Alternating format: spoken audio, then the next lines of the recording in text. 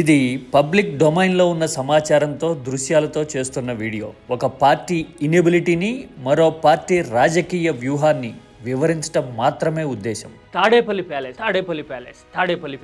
ఎక్కడ చూసినా ఇదే ఆరోపణ, ప్రతి మీడియాలోనూ ఇదే ప్రకంపన అన్నట్టుగా రాజకీయం కొన్నాళ్ళుగా నడవడం చూసాం కదా. పాపం రాజకీయాలు ప్రచారాల వెనక వాస్తవం తెలియని వాళ్ళు ఏమనుకుంటారు, అవునా ఎంత పెద్ద పెద్ద ప్యాలెస్లు, ఎంత విలాసాలు, అసలు రాజభోగాల్లో మునిగి తేలిపోతున్నారా అని అనుకుని ఒకంత ఆక్రోశంతో మైండ్ మేకవర్ ఆలోచనలు మార్చుకునే అవకాశం చాలా వరకు ఉంటుంది. నిజమే కదా. కానీ వాస్తవాలు ఏంటయా అని తరచి చూస్తే నిజాలు నివ్వెరపరుస్తాయి. అలాంటి నిజాలు చూసినప్పుడు ఇప్పటి వరకు ఆ ప్రచారాలు చేశారు అని చెప్పాను కదా, వాళ్ళ మీద కంటే ఈ జగన్మోహన్ రెడ్డి లాంటి వాళ్ళ మీద ఎక్కువ కోపం వస్తుంది. ఎందుకంటే వాళ్ళు అంత గగ్గోలు పెట్టి సావుగొట్టి చెవులు మూసినట్టుగా అన్ని ఆరోపణలు చేస్తా ఉంటే నిజాలు ఇవి అని సింపుల్ గా చూపిస్తే సరిపోయేదానికి ఇన్నాళ్ళు ఇంత మౌనంగా ఎందుకున్నారు అనే క్వశ్చన్ సహజంగానే వచ్చేస్తుంది.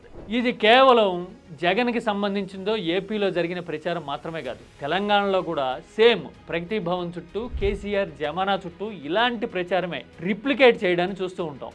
ఎందుకంటే రెండు రాష్ట్రాల్లోనూ సేమ్ పొలిటికల్ థాటే కదా ఇప్పుడు నడుస్తూ ఉంది. బహుశా ఆ ఇంపాక్ట్ ఏమో భవంతుల చుట్టూ జరిగిన ఆ ప్రచారం రాజకీయాన్ని ఎలా తిరిగేసిందో, తీరా చూడబోతే నిజాలు ఎలా కనపడతాయో డీటెయిల్గా చూద్దాం.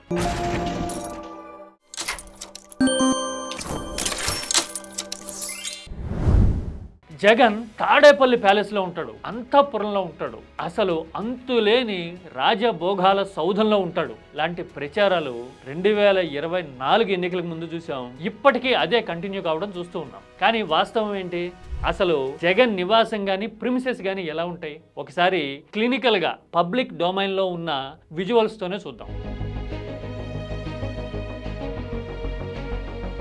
జగన్ నివాస ప్రాంతము, పార్టీ ఉండే ప్రాంగణము ఒకటి క్యాంప్ ఆఫీస్, ఇదిగో ఇది, ఇంకొకటి జగన్ వ్యక్తిగత నివాసం, ఇంకొకటి పార్టీ ఆఫీస్.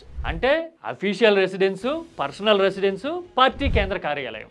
ఈ మూడు కలిసి ఇక్కడే ఉంటాయి, జనావాసాల మధ్యనే ఉంటాయి. ఇదిగో మీరు చూస్తున్నారు కదా ఈ మూడు, ఇంతే.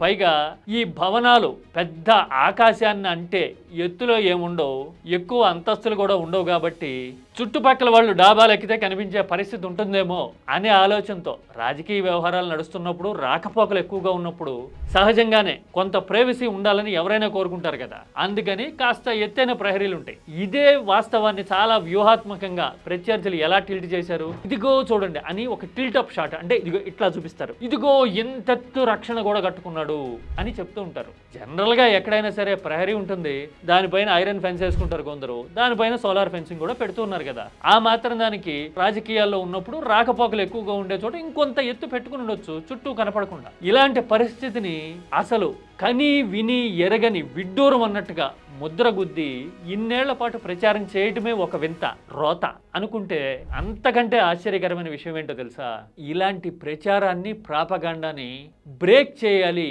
అని వైసీపీ కానీ జగన్ బృందం కానీ అనుకోకపోవటం, చేయకపోవటం.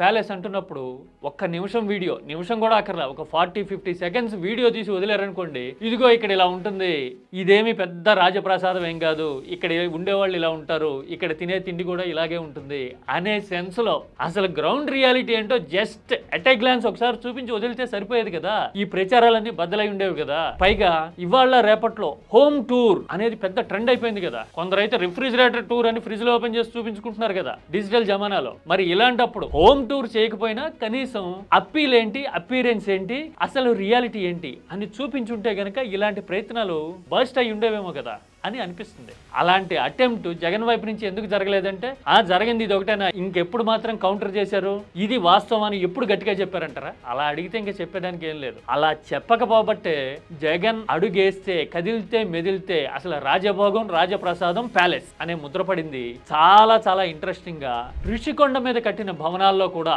కమోడ్లు బంగారపు అని, లక్షలు కాదు కోట్లు కుమ్మరించేసి బాతు టబ్బులు పెట్టారు అని ప్రచారం చేయడం చూసాం. తీరా సీజ్ ద బిల్డింగ్ అని వెళ్తే అక్కడ కనిపించిన దృశ్యాలు చాలా సాధారణంగా ఉన్నాయి. వారిని ఇప్పటి వరకు జరిగిన ప్రచారం ఇదా, ఇక్కడ వాస్తవం ఇదా అని గతుక్కుమనే పరిస్థితి రాష్ట్ర ప్రజలకు వచ్చింది. అవునా కదా? పైగా ఇలాంటి ధోరణి కేవలం ఏపీలోనే ఉందంటే కాదు, తెలంగాణలో కూడా ఏపీలో చైర్లో ఉన్న వాళ్ళ థాట్ ప్రాసెస్ కదా నడుస్తుంది ఒక రకంగా. బహుశా అందుకునో ఏమో తెలంగాణలో కూడా ఇదే ఫార్ములా అప్లికబుల్ అయింది. కాళేశ్వరం లాంటి ప్రాజెక్టులు కట్టినా, సెక్రటేరియట్ కట్టినా, అమరవీరుల స్తూపం కట్టినా, అంబేద్కర్ విగ్రహం పెట్టినా, యాదాద్రి ఆలయాన్ని నిర్మించినా ఎంత అడ్వాంటేజ్ వచ్చిందో తెలియదు కానీ ప్రగతి భవన్ అనే భవనం కట్టిన తర్వాత మాత్రం కేసీఆర్ కి నెగిటివిటీ బ్రహ్మాండంగా చుట్టుకుంది. ఎందుకంటే అక్కడ కూడా ఇదే ప్రచారం. కేసీఆర్ కమోడ్ల గురించి, ఆయన డ్రాయింగ్ రూమ్ గురించి, ఆఖరికి ఆయన బాత్రూములకి బుల్లెట్ ప్రూఫ్ గ్లాసులు పెట్టేశారు లాంటి ప్రచారాలు జరిగేసరికి సగటు తెలంగాణ పౌరుడికి గుండె మండింది. సహజమే కదా, ఎవరైనా సరే అపరిమితమైన విలాసాలు, రాజభోగాలు అనుభవించేస్తున్నారు అంటే మానవ మాత్రులకు ఎవరికైనా సరే ఈర్ష్య పుడుతుంది, అసహనం కలుగుతుంది. ఇదే పాయింట్ మీద ప్లే చేసేందుకు ఈ ప్రచారాలన్నీ వస్తాయి. తీరా అధికారంలోకి వచ్చిన తర్వాత డిప్యూటీ సీఎం లాంటి వాళ్ళు ఉంటున్నారు కదా ఇప్పుడు ప్రగతి భవన్ లో. ఎలా ఉన్నాయి రాజభోగాలు అంటే ఆయన నవ్వడమే కనబడుతుంది. అవన్నీ కనిపిస్తున్నాయా, అన్నీ ఉన్నాయా, అవన్నీ మీరు కూడా ఎంజాయ్ చేస్తున్నారా? చూశారు కదా ఇలాగా. అందుకోసమే ఇప్పటి వరకు ఏం మాట్లాడారు, ఇప్పుడు ఎందుకు సమాధానం లేకుండా నవ్వుతున్నారు అని కేటీఆర్ లాంటి వాళ్ళు నెత్తి నోరు మొత్తుకునే పరిస్థితి వచ్చింది. ఇప్పుడు ఏమై సార్ మరి బాగా ఎంజాయ్ చేస్తున్నావా, బంగారు బాత్రూమ్లు చూస్తున్నావా అంటే నవ్వుతుంది. ఇలా ఇవి చూసినప్పుడే అనిపిస్తుంది భవనాల పేరుతో ప్రచార గాలి మేడలు ఎలా కట్టినాయి తెలుగు రాష్ట్రాల్లో రాజకీయాలు అనేది చెప్పడానికి ఇంతకంటే బెస్ట్ ఎగ్జాంపుల్ ఏమైనా ఉంటుందా? తీరా చూడబోతే వాస్తవాలు మరో రకంగా కనపడతాయి. అరే ఈ మాత్రం తెలుసుకోలేక బోల్తా పడ్డామా అని లోగడ ప్రచారాలు నమ్మిన జనంలో గడబిడ మొదలవుతుంది. ఇప్పుడు నడుస్తున్నది అదే పీరియడ్ కదా. మీరేమంటారు? భవంతుల పేరుతో జరిగిన ప్రచారం విషయంలో అక్కడ జగన్ అయినా ఇక్కడ కేసీఆర్ అయినా వేరే రకంగా హ్యాండిల్ చేసి ఉండాల్సిందా? లేదంటే గనక అధికారంలో ఉండగా ఇది పెద్ద విషయం అని వాళ్ళు గ్రహించలేకపోయారా? ఏది వాస్తవం? న్యూట్రల్గా మాట్లాడుకుందామా? సో దట్ ఇలాంటి విషయాల మీద చర్చ జరిగితేనే, వాస్తవాలు తెలిస్తేనే తుచ్చమైన ప్రచారాలని తిప్పికొట్టగలుగుతాం, నిజాలని అర్థం చేసుకోగలుగుతాం.